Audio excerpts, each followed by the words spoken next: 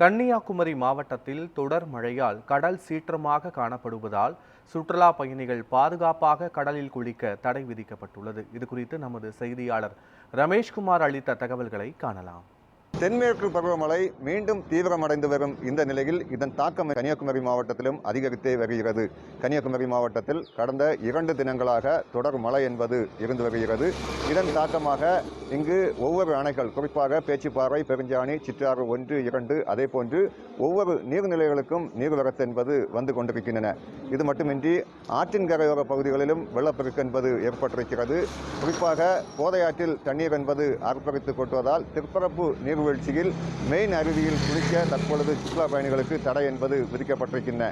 இதே போன்று கடற்கரைகளிலும் தற்பொழுது சீற்றமாக காண முடியும் ஒரு காட்சியை பார்க்க முடிகிறது. கன்னியாகுமரியை பொறுத்த அளவில் இன்றைய ஞாயிற்றுக்கிழமை என்பதால் திரளான சுற்றுலா பயணிகள் வெளி மாநிலம் அதே போன்று வெளிநாடுகளிலிருந்து வந்து கொண்டிருக்கின்றனர். ஆனால் இங்கு அவர்கள் கடலில் குளிக்க தற்பொழுது தடை என்பது விதிக்கப்பட்டிருக்கின்றன. காரணம், இன்றைய தினம் கடல் என்பது மிகவும் ஆக்ரோஷமாக காணப்படுகிறது.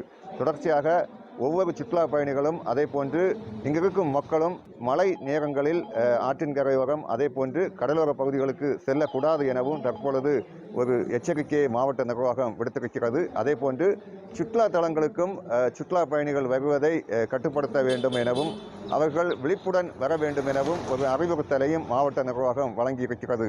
தொடர்ச்சியாக கடந்த சில வாரங்களாக பெய்து வந்த கனமழையின் தாக்கம் என்பது சற்று குறைந்து மீண்டும் அந்த கனமழை என்பது பெய்ய துவங்கியிருப்பதால் விவசாயிகள் மத்தியில் மகிழ்ச்சியை ஏற்படுத்தியிருந்தாலும் பொதுமக்களின் இயல்பு வாழ்க்கை என்பது பெருமளவு பாதிக்கப்பட்டிருக்கிறது.